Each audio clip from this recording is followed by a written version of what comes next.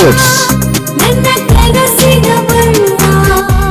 ಸರ್ಫಾ quotes. ಸರ್ಫಾ quotes ರವರ ಸುದೀರ್ಘ ಬಾಳಿಕೆಯ ಸುಂದರವೂ ಆದ ಜಲಾಧಾರಿತ ಪರಿಸರ ಸ್ನೇಹಿ ಪೇಂಟ್ಗಳನ್ನೇ ಬಳಸಿ. Surfa luxury emulsion paint, odourless, low VOC, good for health, good for earth. Surfa coats. ನಿಮಗೆ ಅಸ್ತಮಾ ರೀತಿಯ ನಿರಂತರ ಕೆಮ್ಮು, ಶೀತ, ಉಸಿರಾಟದ ತೊಂದರೆಯೇ? ನಿಮ್ಮ ಶ್ವಾಸಕೋಶಕ್ಕೆ ತಕ್ಷಣದ ಸಹಾಯದ ಅಗತ್ಯವಿದೆ. ನಿಮ್ಮ ಶ್ವಾಸಕೋಶದ ಸಂಪೂರ್ಣ ಪರೀಕ್ಷೆಗಾಗಿ ನಂಜಪ್ಪ ಲೈಫ್ ಕೇರ್ ನಿಮಗಾಗಿ ತಂದಿದೆ ಬೇಸಿಕ್ ಹಾಗೂ ಪ್ರೀಮಿಯಂ ಪ್ಯಾಕೇಜ್ಗಳು. ಬೇಸಿಕ್ ಪ್ಯಾಕೇಜ್ ಕೇವಲ 1,550 ರೂಪಾಯಿಗಳು ಮಾತ್ರ. ಪ್ರೀಮಿಯಂ ಪ್ಯಾಕೇಜ್ ಕೇವಲ 2,850 ರೂಪಾಯಿಗಳು ಮಾತ್ರ. ನಿಮ್ಮ ಶ್ವಾಸಕೋಶದ ಆರೈಕೆಗಾಗಿ ತಕ್ಷಣ ಸಂಪರ್ಕಿಸಿ ನಂಜಪ್ಪ ಲೈಫ್ ಕೇರ್, ಗಾಡಿಕೊಪ್ಪ, ಸಾಗರ ರಸ್ತೆ, ಶಿವಮೊಗ್ಗ. ನಮ್ಮ ದೂರವಾಣಿ ಸಂಖ್ಯೆ 0818226730. ಶಿಡ್ಲಘಟ್ಟದ ನಗರಸಭೆ ಪೌರಾಯುಕ್ತೆ ಅಮೃತ ಗೌಡ ಅವರಿಗೆ ಅವಾಚ್ಯ ಶಬ್ದಗಳಿಂದ ನಿಂದನೆ ಪ್ರಕರಣ ಬಗ್ಗೆ ಶಿವಮೊಗ್ಗದಲ್ಲಿ ಮಹಿಳಾ ಆಯೋಗದ ಮಾಜಿ ಅಧ್ಯಕ್ಷೆ ಮಂಜುಳಾ ಆಕ್ರೋಶ ವ್ಯಕ್ತಪಡಿಸಿದರು. ಶಿಡ್ಲಘಟ್ಟ ನಗರಸಭೆ ಆಯುಕ್ತರಿಗೆ ಕಾಂಗ್ರೆಸ್ ಮುಖಂಡ ರಾಜೀವ್ ಗೌಡ ಫೋನ್ ಮೂಲಕ ಅವಾಚ್ಯ ಶಬ್ದಗಳಿಂದ ನಿಂದನೆ ಮಾಡಿದ್ದಾರೆ. ತಕ್ಷಣ ರಾಜೀವ್ ಗೌಡ ಬಂಧನ ಆಗಬೇಕು ಎಂದು ಗೃಹ ಸಚಿವ ಡಾಕ್ಟರ್ ಜಿ ಪರಮೇಶ್ವರ್ ಅವರಿಗೆ ಒತ್ತಾಯ ಮಾಡಿದರು. ಕಾಂಗ್ರೆಸ್ ಸರ್ಕಾರದಲ್ಲಿ ಮಹಿಳಾ ಅಧಿಕಾರಿಗಳಿಗೆ ರಕ್ಷಣೆ ಇಲ್ಲದಂತಾಗಿದೆ. ಕಾಂಗ್ರೆಸ್ ತನ್ನ ಪುಡಾರಿಗಳ ಕೈಯಲ್ಲಿ ಕಾನೂನನ್ನ ಅಡ ಇಟ್ಟಿದೆ.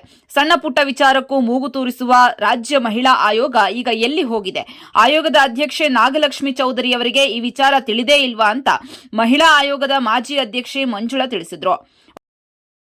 ಒಂದು ಸಣ್ಣ ಬ್ರೇಕ್ ಮುಗಿಸಿ ಮಂಜುಳಾ ಏನ್ ಮಾತಾಡಿದ್ರು ಕೇಳೋಣ ಬನ್ನಿ. ಇಸ್ಕಾನ್ ಶಿವಮೊಗ್ಗ ವತಿಯಿಂದ ಶ್ರೀ ಕೃಷ್ಣ ಬಲರಾಮರ ರಥಯಾತ್ರೆ ಮಹೋತ್ಸವ ಇದೇ ಜನವರಿ 24, 2026 ಮಧ್ಯಾಹ್ನ 3 ಗಂಟೆಗೆ ರಾಮಣ್ಣ ಶೆಟ್ಟಿ ಪಾರ್ಕ್ ಆವರಣದಿಂದ ಉತ್ತರ ಪ್ರದೇಶ ಮಥುರಾದ ಇಸ್ಕಾನ್ ಗೋವರ್ಧನ ಅಧ್ಯಕ್ಷರಾದ ಪರಮಪೂಜ್ಯ ಅಸಿತ ಕೃಷ್ಣಸ್ವಾಮಿಯವರು ರಥಯಾತ್ರೆಗೆ ಚಾಲನೆ ನೀಡಲಿದ್ದಾರೆ. ರಥಯಾತ್ರೆಯು ಮಧ್ಯಾಹ್ನ 3:30ಕ್ಕೆ ಶಿವಮೊಗ್ಗ ನಗರದ ರಾಮಣ್ಣ ಶೆಟ್ಟಿ ಪಾರ್ಕ್, ಗಾಂಧಿ ಬಜಾರ್, ಶಿವಪ್ಪ ನಾಯಕ ವೃತ್ತ, ನೆಹರು ರಸ್ತೆ, ಗೋಪಿ ವೃತ್ತ, ದುರ್ಗಿಗುಡಿ ಮುಖ್ಯ ರಸ್ತೆ, ಜೈಲ್ ಸರ್ಕಲ್, ಕುವೆಂಪು ರಸ್ತೆ, ಶಿವಮೂರ್ತಿ ಸರ್ಕಲ್, ಮಹಾವೀರ ವೃತ್ತ ಮೂಲಕ ಎನ್ಇಎಸ್ ಮೈದಾನ ತಲುಪಲಿದೆ.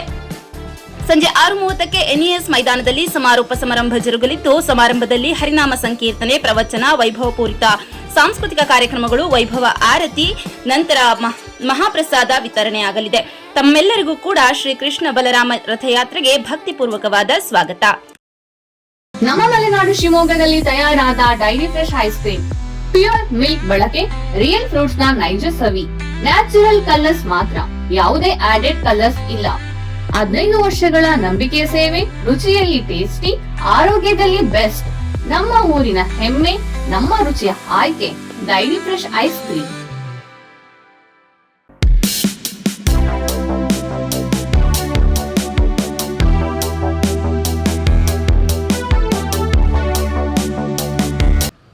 ಚಿಕ್ಕಬಳ್ಳಾಪುರ ಜಿಲ್ಲೆ ಶಿಡ್ಲಘಟ್ಟದ ಪೌರಾಯುಕ್ತೆ ಅಮೃತ ಗೌಡ ಅವರಿಗೆ ಒಂದು ಅವ್ಯಾಚ್ಯ ಶಬ್ದಗಳಿಂದ ನಿಲ್ಲಿಸಿರುವಂಥ ಕಾಂಗ್ರೆಸ್ಸಿನ ಸೋತ ಅಭ್ಯರ್ಥಿ ರಾಜೀವ್ ಗೌಡ ಏನಿದ್ದಾರೆ, ಅವರ ಒಂದು ಅವ್ಯಾಚ್ಯ ಶಬ್ದಗಳು ನಮಗೆ ಮಾಧ್ಯಮದ ಮೂಲಕ ತಿಳಿದ ಕೂಡಲೇ ಶಿಡ್ಲಘಟ್ಟದ ಭಾಜಪ ಕಾರ್ಯಕರ್ತರು ದೂರನ್ನು ಕೂಡ ಫೈಲ್ ಮಾಡಿ ಇವತ್ತು FIR ಆಗಿದೆ. ಆ FIR ಆಗಿರುವಂಥ ರಾಜೀವ್ ಗೌಡ್ರಿಗೆ ಕೂಡಲೇ ಬಂಧನ ಮಾಡಬೇಕು ಅಲ್ಲಿಯ SP ಅವರು ಮತ್ತು ಗೃಹ ಮಂತ್ರಿಗಳು ಪರಮೇಶ್ವರ್ ಅವರು ಅನ್ನುವಂಥ ಒತ್ತಾಯವನ್ನು ನಾನು ಈ ಸಂದರ್ಭದಲ್ಲಿ ಹೇಳ್ತಾ ಇದ್ದೇನೆ.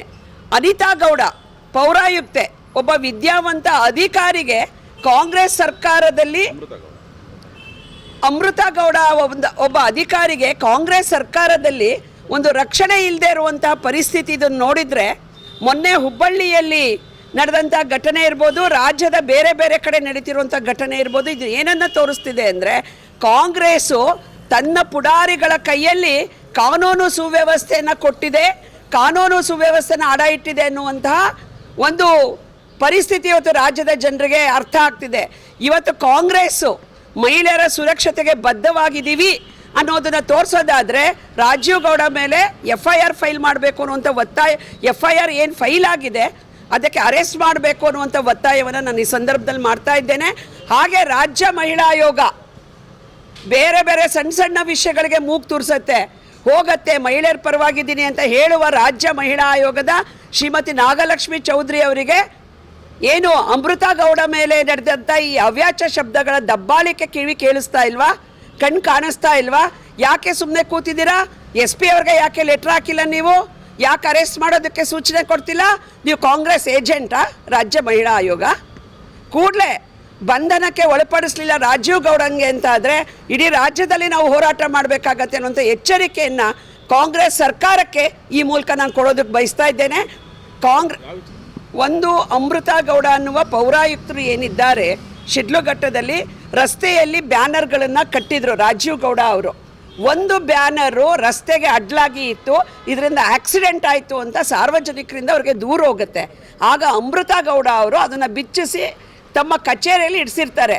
ರಾಜೀವ್ ಗೌಡ ಫೋನ್ ಮಾಡಿ ಏನು ಅಂದ್ಕೊಂಡಿದ್ಯಾ, ಬಿಡ್ಲಾ ಜನನ ನಿನ್ನ ಮೇಲೆ, ಎಲ್ಲಿಗೆ ಓಡೋಗ್ತೀಯ ನೋಡ್ಲಾ, ನಾನು ನಿನಗೆ ಜಾಗ ಖಾಲಿ ಮಾಡಿಸ್ಲಾ ನಿನಗೆ ಅನ್ನುವ ಒಂದು ಥರ್ಡ್ ರೇಟ್ ಮಾತುಗಳಿಂದ ಆಕೆಯ ಮೇಲೆ ದಬ್ಬಾಳಿಕೆಯನ್ನು ಮಾಡಿದ್ದಾರೆ. ಆಕೆ ಹೇಳ್ತಾರೆ, ನಾನು ಬ್ಯಾನರನ್ನು ಹರಿಸಿಲ್ಲ, ಸಾರ್ವಜನಿಕರ ದೂರ ಬಂದಿದ್ದಕ್ಕೆ ಬ್ಯಾನರನ್ನು ತೆಗೆದು ಕಚೇರಿಯಲ್ಲಿ ಇಡಿಸಿದ್ದೀನಿ, ಬನ್ನಿ ಅಂದರೆ ಕೇಳಿಸ್ಕೊಳ್ಳುವ ವ್ಯವಧಾನನೂ ಇಲ್ಲದೆ ಒಬ್ಬ ಸೋತ ಅಭ್ಯರ್ಥಿ ಗೂಂಡಾಯಿಸಮನ್ನು ಒಬ್ಬ ಮಹಿಳಾ ಅಧಿಕಾರಿಯ ಮೇಲೆ ತೋರಿಸಿರೋದನ್ನು ಖಂಡಿಸಿ BJP ಕಾರ್ಯಕರ್ತರು ಅಲ್ಲಿ ಹೋರಾಟವನ್ನು ನೆನೆ ಮಾಡಿದ ಮೇಲೆ FIR ದಾಖಲೆ ಆಗಿದೆ. FIR ದಾಖಲೆ ಆದರೆ ಇನ್ನೂ ಕೂಡ ಅರೆಸ್ಟ್ ಮಾಡಿಲ್ಲ. ಹಾಗಾಗಿ ಅರೆಸ್ಟ್ ಆಗಬೇಕು ಅನ್ನೋಂಥ ಒತ್ತಾಯವನ್ನು ನಾನು ಇಲ್ಲಿ ಮಾಡ್ತಾ ಇದ್ದೇನೆ. ಮತ್ತು ಅರೆಸ್ಟ್ ಮಾಡಲಿಕ್ಕೆ ರಾಜ್ಯ ಮಹಿಳಾ ಆಯೋಗ ಈಗ ತನ್ನ ಧೈರ್ಯವನ್ನು ಪ್ರದರ್ಶನ ಮಾಡಲಿ ಅನ್ನೋ ಒತ್ತಾಯವನ್ನು ನಾನು ಮಾಡ್ತಾ ಇದ್ದೇನೆ.